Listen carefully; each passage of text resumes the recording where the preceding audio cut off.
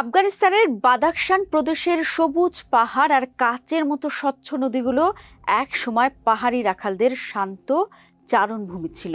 সেখানে এখন দিনরাত অনবরত গর্জে ওঠে ডজন ডজন খনন যন্ত্রের বিকট ইঞ্জিন।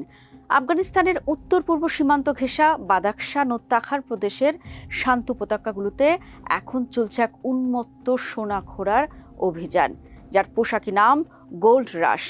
চলুন দেখে নেই সোনা উত্তোলনের নামে আফগানিস্তানে আসলে কি ঘটছে। দর্শক, আফগানিস্তানে তালিবান সরকার ক্ষমতায় আসার পর 5 বছর পেরিয়ে গেছে।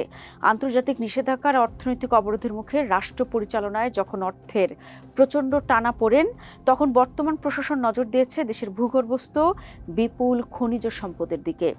রাজস্ব আয় বাড়াতে খনি খাতকে ব্যাপকভাবে উন্মুক্ত করে দেওয়া হয়েছে, কিন্তু পাহাড় কেটে স্বর্ণ বের করার এই সর্বগ্রাসী প্রতিযোগিতার আসল চিত্রটা মোটেও সুখকর নয়।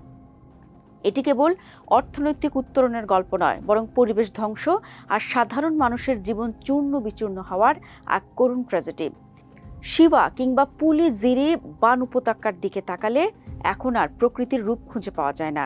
নদীর স্বচ্ছ পানি ঘোলা কাদায় পরিণত হয়েছে, আর বাতাস ঢেকে গেছে খনি থেকে ওরা বিষাক্ত ধুলোবালিতে।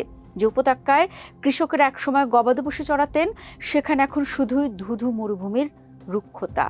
প্রবীণ আফগান কৃষক কিংবা পশুপালকদের জীবন এই স্বর্ণ উন্মাদনায় পুরোপুরি ধ্বংসের মুখে পড়েছে। ভালো কোনো আয় রোজগার তো হয়নি, উল্টো নিজেদের পৈতৃক জমি খনি কোম্পানির হাতে তুলে দিয়ে আজ তারা পুরোপুরি সর্বশান্ত। প্রতিশ্রুত ইজারার অর্থ না পাওয়া, চুক্তি অনুযায়ী কাজ শেষে জমি আগের অবস্থায় ফিরিয়ে না দেওয়া এবং খনির বিষাক্ত কাঁদা ও আকস্মিক বন্যার কারণে স্থানীয় বাজার, স্কুল বা সেতু ধ্বংস হয়ে যাওয়ার ঘটনা এখন নিত্যদিনের চিত্র।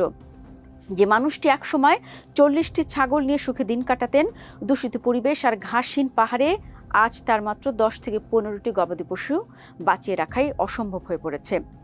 আফগানিস্তান জুড়ে এখন কাজের প্রচণ্ড অভাব। রাজধানী কাবুল কিংবা জালালাবাদের মতো বড় শহরে যখন কর্মসংস্থানের পথ পুরোপুরি বন্ধ, তখন প্রত্যন্ত বাদাখশানের এই খনিগুলো হাজারো বেকার যুবকের শেষ ভরসা হয়ে উঠেছে। সামান্য উপার্জনের আশায় নিজের ঘরবাড়ি ও পরিবার ছেড়ে শত শত কিলোমিটার দূর থেকে ছুটে আসছেন তরুণেরা। ধুলোবালি, কাদার যন্ত্রের বিকট শব্দের মাঝে ট্রাকে মাটি বোঝাই করে কিংবা এক্সকেভেটর চালিয়ে দিন শেষে যে নগণ্য আয় হয়, তা দিয়ে কোনো মতে পরিবারের ক্ষুধা মেটানোই তাদের মুখ্য উদ্দেশ্য। কিন্তু সবচেয়ে বড় প্রশ্ন হলো, এই স্বর্ণ খাতের আসল সুবিধাটা শেষ পর্যন্ত কার পকেটে যাচ্ছে? সরকার খনি খাতকে নিয়ন্ত্রণে আওতায় আনার চেষ্টা চালাচ্ছে, নতুন নতুন চুক্তি করছে এবং প্রতি হেক্টর জমি বাবদ সোনা বা নগদ অর্থ কর হিসেবে আদায় করছে। এমনকি চীনা বিনিয়োগকারীদের সঙ্গে যৌথ উদ্যোগেও কাজ দ্রুত এগিয়ে চলছে। আন্তর্জাতিক সংস্থার হিসেবেও এ খাতে বার্ষিক গড়ে 25 থেকে 30% পর্যন্ত প্রবৃদ্ধি দেখা যাচ্ছে। কিন্তু মাঠ পর্যায়ের বাস্তব চিত্র বলছে ভিন্ন কথা। অনেক খনি কোম্পানি বিশাল প্রাথমিক বিনিয়োগ করেও লোকসানের মুখে পড়ছে। আবার অন্যদিকে অসংখ্য অবৈধ খনি থেকে রাজস্ব ফাঁকি দিয়ে মূল্যবান স্বর্ণ বিদেশে পাচার হয়ে যাচ্ছে। দর্শক, আফগান ইতিহাস সাক্ষী, যুদ্ধ কিংবা সরকার পরিবর্তনের অস্থির সময়ে আফগানিস্তানের খনিজ সম্পদ থেকে সবসময় লাভবান হয়েছে কেবল শক্তিশালী চক্র এবং স্থানীয় প্রভাবশালী গোষ্ঠী। আজ সাধারণ পশুপালক বা স্থানীয় আফগানরা যখন করুণ চোখে তাদের ধ্বংসপ্রাপ্ত উপত্যকার দিকে তাকান, তখন তাদের আফসোস আর উপলব্ধি স্পষ্ট হয়ে ওঠে।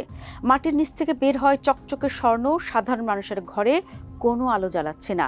এই স্বর্ণ কেবল নদীর পানি নষ্ট করছে, চারণভূমি কাটছে এবং পাহাড়ের প্রাচীন শক্তিকে গিলে খাচ্ছে। প্রগতির নামে চলা এই সর্বগ্রাসী স্বর্ণ উত্তোলনের অন্তরালে ঢাকা পড়ে যাচ্ছে এক একটি ঐতিহ্যে ঘেরা জনপদের জীবন ও ভবিষ্যৎ।